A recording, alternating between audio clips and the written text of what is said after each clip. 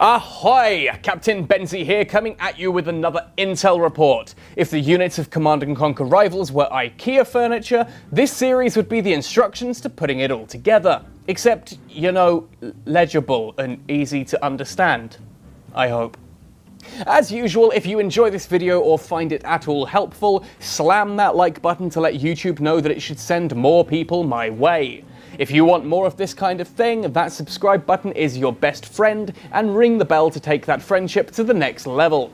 Speaking of ships, come join the discussion on the Gaming Galleon Discord. See what I did there? And if you want to be super freaking awesome, you can support this channel on Patreon. Anyways, with all of that out of the way, today we are looking at the Brotherhood of Nod Stealth Tank. The Stealth Tank R3 is the latest variant of Nod's revolutionary series of invisible tanks. Primarily used in a hit-and-run role, the Stealth Tank is lightly armoured but can rapidly launch a series of powerful missile strikes against air and ground units. Before we can properly talk about the Stealth Tank's uses, we need to first look at the stealth mechanic itself and how this actually works in Rivals. Essentially, stealth tanks start out cloaked, and whilst cloaked, cannot be targeted by other units. This means that a cloaked stealth tank can drive right past an enemy orca and not trigger the orca's fury. In fact, the stealth effect is only broken in three ways. Firstly, if the stealth tank fires off its payload, it will decloak. Secondly, if a stealth tank touches a launch pad, it will decloak. This is to stop a Nod player shoving stealth tanks onto pads and their opponents being utterly unable to attack them. Thirdly, a stealth tank decloaks if it takes damage. But Benzie, if it can't be targeted, how can it take damage? Oh, someone's been paying attention. Have a candy. Well, in short, infantry. Almost all infantry have detector and reveal nearby stealthed units. This means a humble rifleman squad can reveal a stealth tank for the nearby predator to suddenly target and punish. Knowing how to best utilise this stealth mechanic is part of the art form of using stealth tanks. If it stays cloaked, it's very hard to deal with, and a decloaked stealth tank will go back into stealth if it sits out of combat for a few seconds. Now, the main usage of stealth is that it means the stealth tank ignores defender's advantage and can get in and fire off its missiles before the defender has chance to react.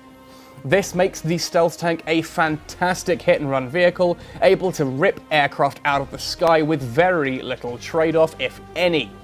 At equal levels, a stealth tank will just about one-shot all but the very heaviest air unit, right up to and including Infernos and Orca bombers. Of course, this firepower is also useful against more than just enemy air units, and can put whopping great big dents into ground units too. A stealth tank can swoop into units like the MLRS or artillery, wreck them in a quick volley, and then return to safety, all without getting hit. Harvesters are another top choice for the stealth tank to target due to its speed. Despite all of this speed and furious firepower, stealth tanks do have a key weakness. They are dangerously fragile, and if something does actually manage to hit them, it tends to rip a chunk out. So you do need to be damned careful in how you handle your stealth tanks. So with that in mind, how can you wreck enemy stealth tanks? What's the best way to counter them? Well, naturally your first problem is going to be targeting them.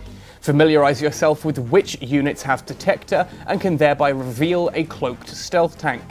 This is often the first step in winning the battle against them. Even riflemen will reveal an adjacent stealth tank.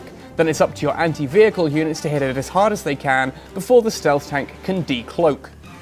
Of course, since most infantry have detector, anti-vehicle infantry can be very effective against stealth tanks if they can catch them. But that's a very big if, considering the stealth tank's speed. Grenadiers, jump jet troopers, mutant marauders, they all reveal them and can do heavy damage to them, but laser and missile squads can still be effective too. Alternatively, you can wait for the stealth tank to hit something and then retaliate, but this is hardly ideal and it's likely going to cost you a unit first. Now, as a final point to note, you can also lure a stealth tank into touching a launch pad to decloak. Now, this isn't always possible, but it's worth bearing in mind, as it may just save you in a pinch. Now, in my opinion, stealth tanks are one of the most rewarding Brotherhood of Nod units, so what decks would I suggest that can utilise them effectively? Well, this first one is a bit of a meme deck, but I assure you that it does actually work. As suggested in the Cyberwheels Intel report, this is a full War Factory deck. By keeping everything in one building, you don't need to pay any additional costs for opening secondary buildings, and you have tools to deal with pretty much everything. You'll often need to get creative with your 2v1s, but this can be a great little deck to run, and I had a lot of fun with it on ladder. Of course, you open with your War Factory, duh, usually with Cyberwheels. Scout, then build whatever you need to counter whatever you anticipate. Keep eyes on the opponent's base so you can see what's coming and prepare accordingly. Cyberwheels are cheap enough for you to transition into whatever's required. Attack bikes will deal with enemy aircraft and light vehicles, especially things like war dogs or Cyberwheels. Chem buggies will quickly rinse through any enemy infantry that your Cyberwheels struggle with, but do be careful of grenadiers or mutant marauders. You'll want to bring some Cyberwheels in too for those specifically. Giga Cannons provide some hefty anti-vehicle punch once set up. Use Cyberwheels to block for them whilst they get into position, then support them with your attack bikes or stealth tanks against air, or chem buggies and Cyberwheels against infantry. Use tick tanks as stubborn pad holders, again supported with the previously mentioned units. Oksana's fanaticism buff can be used to rush them into position and to burrow swiftly even whilst under fire. You can use Scorpion tanks here, but I do find that stealth tanks and attack bikes are good enough for hunting down harvesters and opposing units, and the ability to hold a pad against all but the most furious anti-vehicle firepower warrants the tick tanks a place, in my opinion. Finally, the stealth tanks here provide heavy anti-air punch, and a swift hammer blow unit to quickly take out any vehicle threats that cross the battlefield. Now this deck can struggle against zone troopers and cyborgs, that's worth noting right off the bat, so you will need to run this as an aggro deck to ensure that your opponent doesn't get those out and shut you down completely. Keep the pads charging at all times and harass their economy. Poke their harvesters and keep them spending Tiberium. That said, should they get zone troopers and cyborgs out, build 2 or 3 units of Cyberwheels and rush them all in at once. The second deck is one I like to call the Midnight Avatar. 1, because it sounds really cool, and 2, because I know that this deck is used by Midnight Nation. Now the aim of this deck, as you might imagine by looking at it, is to get that avatar out and use this to dominate the battlefield. But how do you do this? Simple, you trade effectively. Okay, but seriously, opening with militants and effective scouting allows you to keep your costs right down in the early game. You try and use your militants and laser squads to deal with any threat that comes your way. 2v1 with your militants against enemy flame troopers, that kind of thing. Now you don't need to push the pads and charge them necessarily, just set up a good defensive position. Pull out a second harvester when it's safe to. Stall the pads if you can, and do try and push them, but don't focus on them. When you really need to move into the War Factory, you have chem buggies to melt through swaves of infantry, if that's what your opponent is sending your way, and Scorpions are there to deal with enemy ground vehicles. Stealth tanks are here mainly for your anti-aircraft needs and for quickly punching enemy armour in a pinch. Of course, I can hear you asking, stealth tanks are fairly expensive as anti-air, what do you do early on? Simple, laser squads. 2 laser squads will quite comfortably take down a Venom quickly. Now, once the avatar is out, you can use this to melt enemy harvesters for extra Tiberium, especially when it's Oksana boosted. An avatar supported by stealth tanks is then incredibly difficult to shift from pads. They cover each other's weaknesses perfectly. Now if you fancy, you can swap the avatar out for Infernos.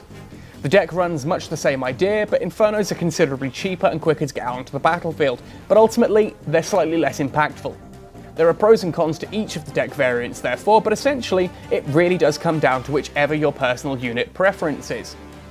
And now we reach the part of each Intel Report video where I feature a replay of one of these decks and break down what's going on to showcase the deck and the unit in a kind of live fire exercise, I suppose. Anyway, let's jump right into that. Now in this particular replay, we're looking at Midnight Nation on the right, using a variant of the Midnight Avatar deck. Here he's swapped out the chem buggies for Cyberwheels. Ben 2 on the left is running a GDI Orca Bomber deck, very similar to the one I suggested in the Orca Bomber video. Now both of them start by opening up with Harvester and then Rifleman moving. Now in this kind of situation, it kind of comes down to how you choose to position and move these. As you can see, Benven moves into quite an aggressive position. Midnight Nation is just dancing around and keeping his guys out of range. Both of them then give up and decide to move the harvesters in. This ultimately, with Midnight moving into the early aggression, does mean that he takes significantly more damage and now is ultimately 10 Tiberium behind on the build. It's not huge, but it can make a difference later on. Now, both Benven and Midnight Nation have 2 harvesters out and harvesting that Tiberium. Benven is still keeping down the costs with just his riflemen, whereas Midnight has upped into the war factory and is using cyber wheels now to help clear those riflemen out.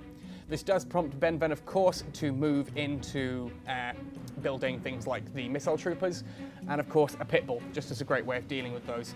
Midnight quickly pulls out some riflemen just to deal with that situation, but now Benven is ahead on the economy and has enough for his first Orca bomber.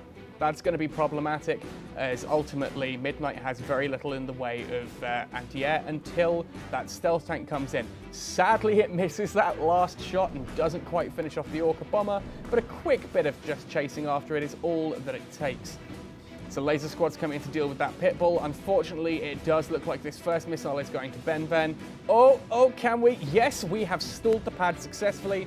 Now all it takes for Midnight to do is just to wait for the having to wait for the stealth tank to recharge. Sadly, it doesn't happen in time. The second one doesn't come out fast enough. The first one's dead to the Orca bombers, and now those pads, that first missile goes to Benven.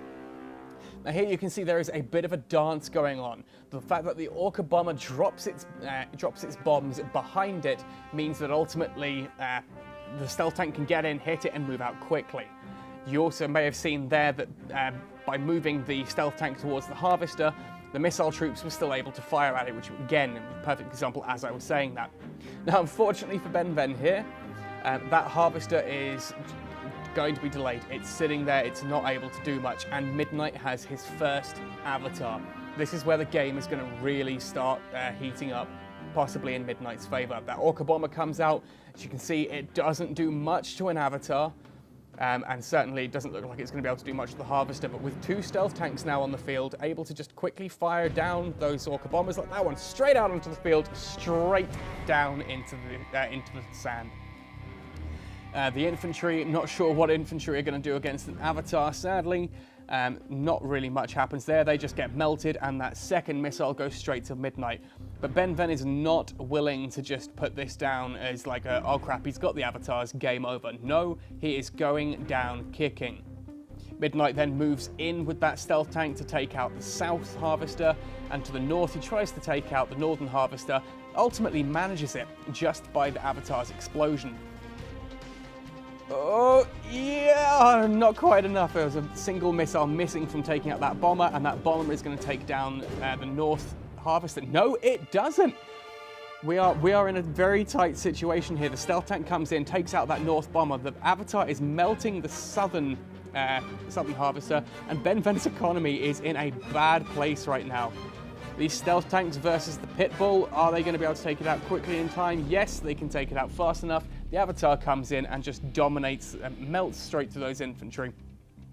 As you can see, once you've got an avatar and the stealth tanks on the field, there really isn't much that can go. Benven clearly knows he's lost this at this point. That missile launches, but damn it, he's going to snipe that harvester anyway, just because he can. Well played, Midnight Nation.